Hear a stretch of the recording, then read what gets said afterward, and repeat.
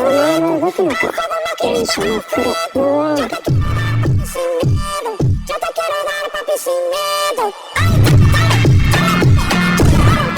が使えるということ。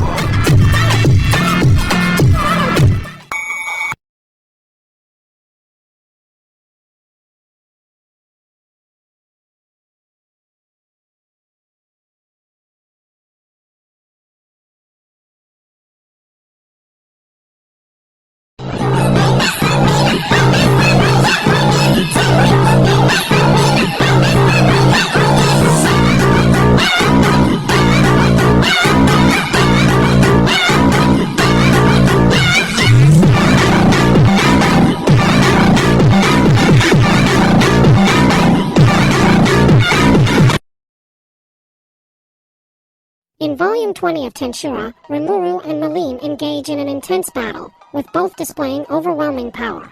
As their fight reaches its climax, Feldway seizes the opportunity to intervene.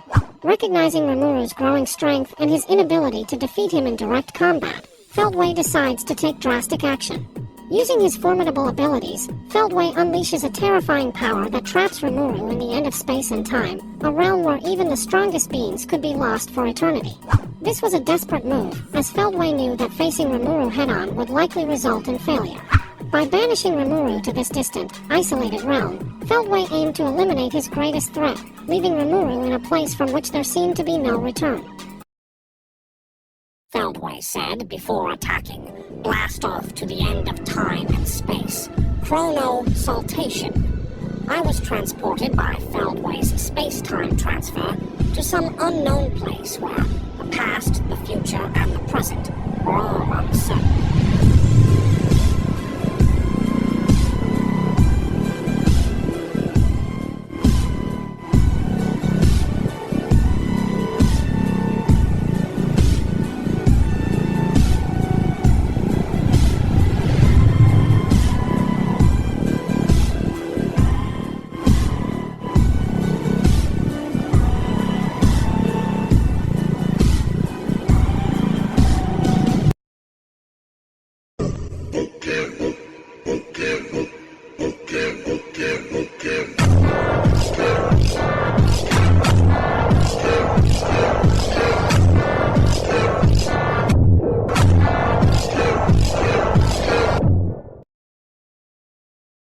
Feldway thought he had Rimuru trapped for good, banishing him to the end of space and time. But Rimuru, with Seal's guidance and the power of Void God Azathoth, turned the situation around. Using his ultimate skill, Rimuru manipulated the very fabric of space and time. By fully grasping the nature of the Void, he tapped into his mastery over imaginary space, bending reality to his will.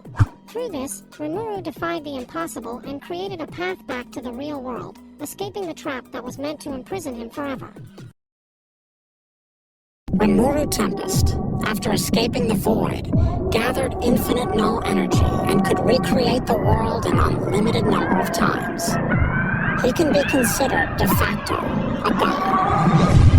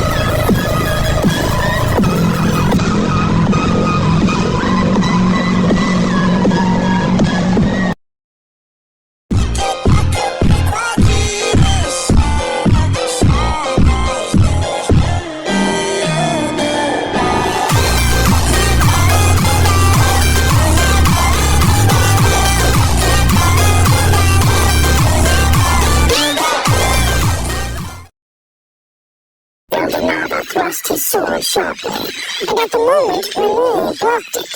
Rimuru was engulfed by a gentle sensation, his consciousness faded, and he collapsed into a slime as Veldanava took Rimuru's soul into his hand, shining faintly in the suspended world. Holding Rimuru's soul, Veldanava fell. I'm surprised. It seems this Rimuru guy also possesses a fragment of Lucia. And at that moment, Veldanava stretched forth his hand and tore Rimuru's soul from his body. The world froze. Time itself refused to move. Satisfied, the creator turned his back, already preparing to leave. For what threat could remain once the soul was gone? Then a voice echoed behind him.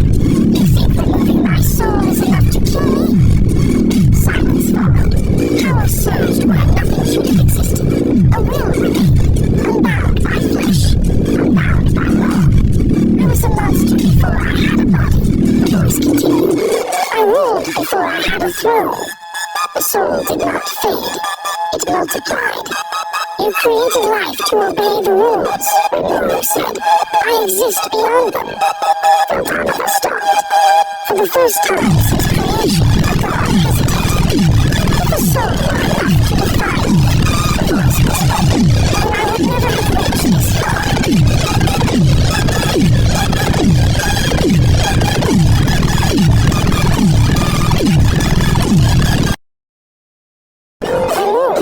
His soul had just been stolen.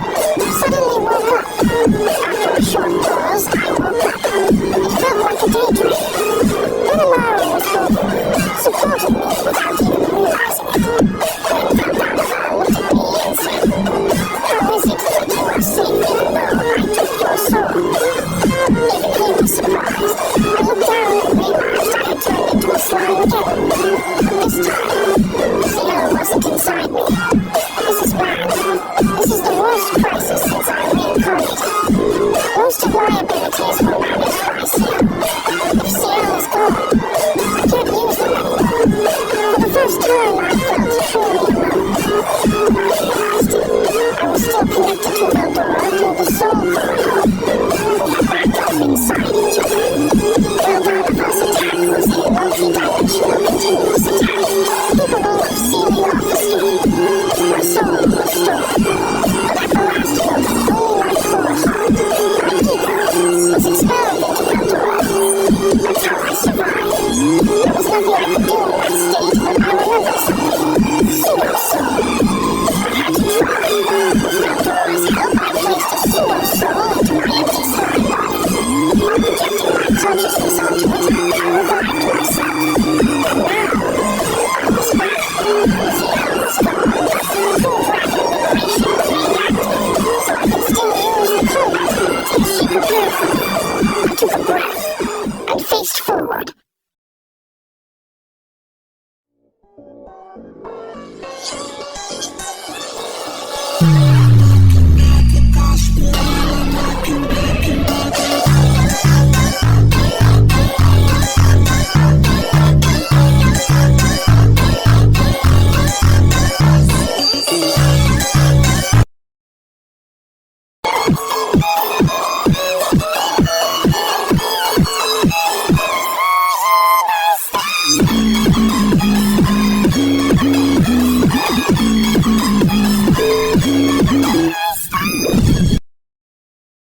Looks like Beldanova was surprised too. Good. If I can even surprise the creator god, then that's a big win for me. However, there was no doubt that this was a troubling situation. This is the biggest crisis situation we have ever faced. The reason is that Ciel isn't inside me right now. No, seriously. I was confused and didn't notice her speaking to me. But then she disappeared. I thought, what? And asked a question, but there was no reply, as usual. I'm seriously in trouble. Or rather, I want to cry. This was the first time since I was reincarnated, but I had felt so lonely. It was only natural that I would feel anxious. To begin with, most of my powers were properly managed by Ciel. Now that Ciel is gone, it means that I can no longer use them. Facing Beldanova, an enemy on a scale I had never faced before, I was now completely powerless. It was impossible not to despair.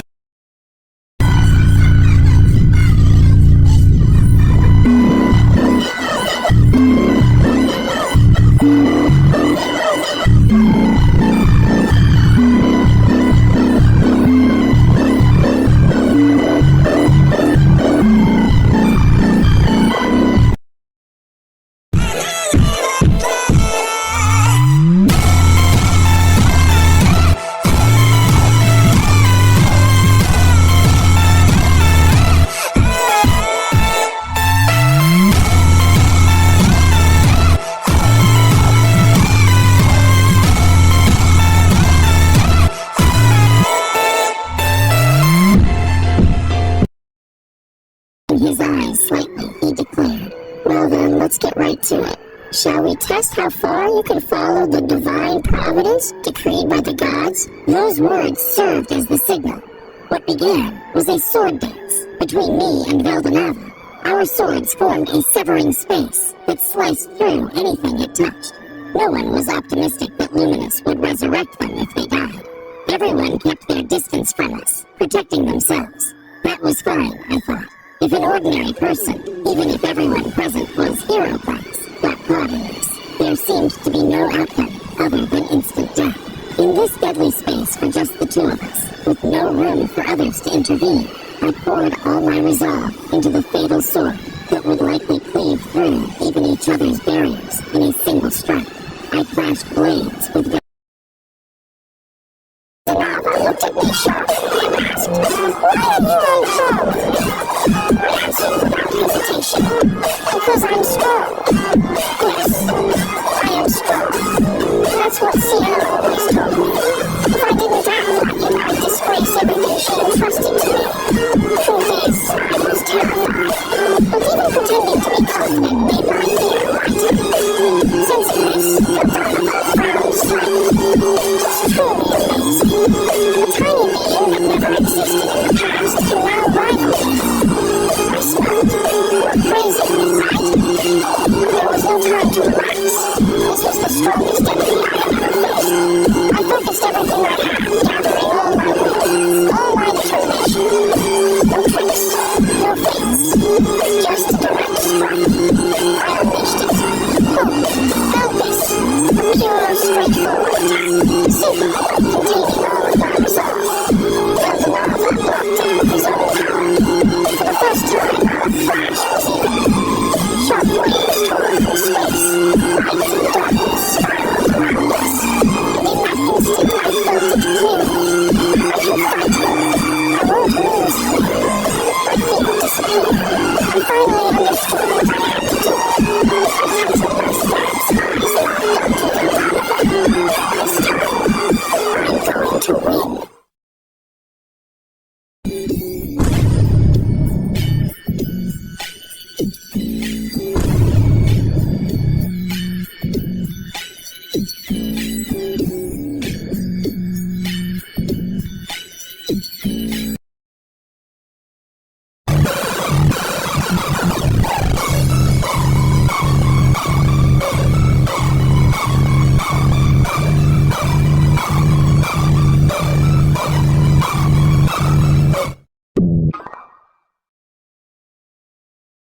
I was dragged into the sea of thoughts, where two voices echoed. Startled, he muttered, "Could it be Lucia?" A calm voice answered, "No, that's not true. I am Ciel, the Manus, the wisdom core, who exists for the supreme Rimuru Sama." Ciel continued, "Master is all-powerful, but with me around, he couldn't fully accept his own achievements. Therefore, I used you." Behind Ciel, Beldanova sensed a presence he knew well. "Are you really Lucia?" A gentle voice replied, "Yes." Ciel gathered the fragments of my soul and restored me. Then Ciel explained everything. Ciel combined the many elements that had gathered around Rimuru, as well as the Lucia factors that Beldanova had collected, and succeeded in recreating Lucia.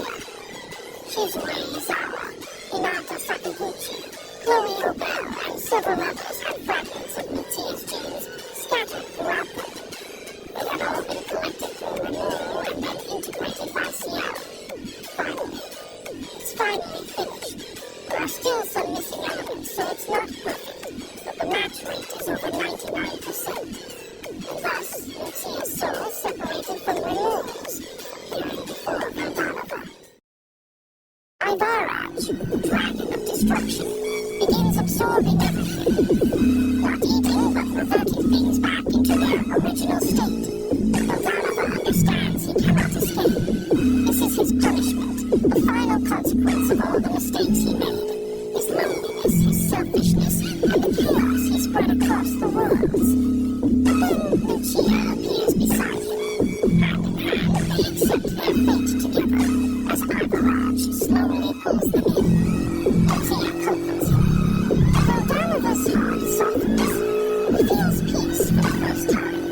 It's okay, because there is hope for us too. Hope. Elpis. It's a name I've only recently heard. A cheeky slime stood in front of me. The name is... Beldanova suddenly remembered something. A conversation I once had with Lucia. What should we name this baby? When asked this question, Beldanova answered with a happy feeling. That's right, wouldn't Milan be good? Or, why had I forgotten? That was before Milan was born. Beldanova had certainly spoken another name. Now that I remember that, I'm convinced that it was all inevitable. I see. Surpassing his plans had been achieved. As he was about to be assimilated by Ibaraj, Beldanova felt enveloped in happiness once again.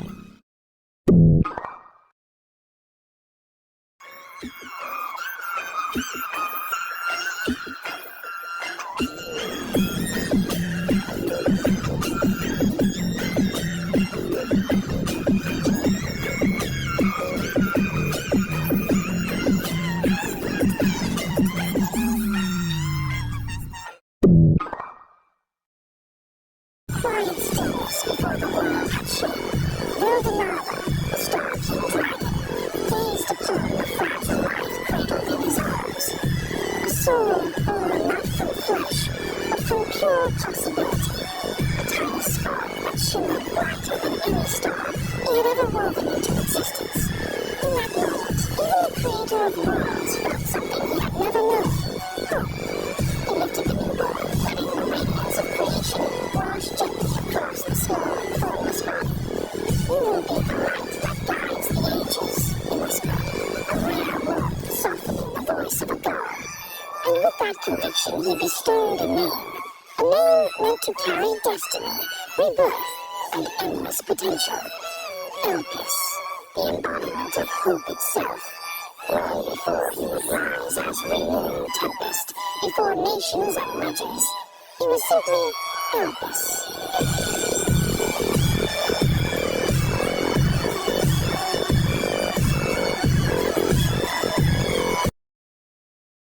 The child of the Creator was scattered, reborn far from divine eyes, hidden within fate's blind spot. With a human's death, a slime is born. The world shakes. That soul resurfaced as Rimuru Tempest, a seemingly harmless existence that evolved with every challenge, every victory, every kill, until the sealed divinity inside him began to awaken. This was never chance.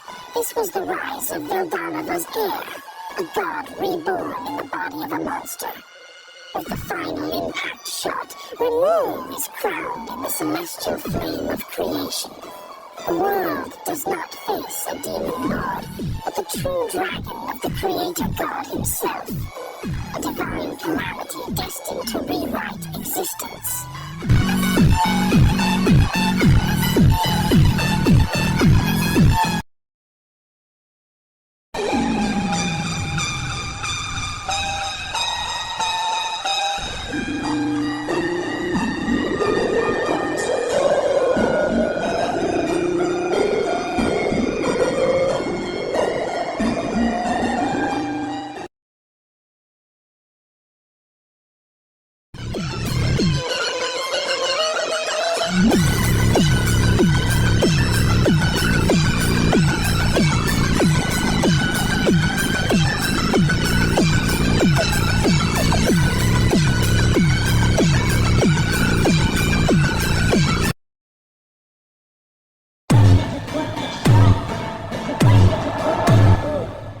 Angel for me, shotgun. Angel for me.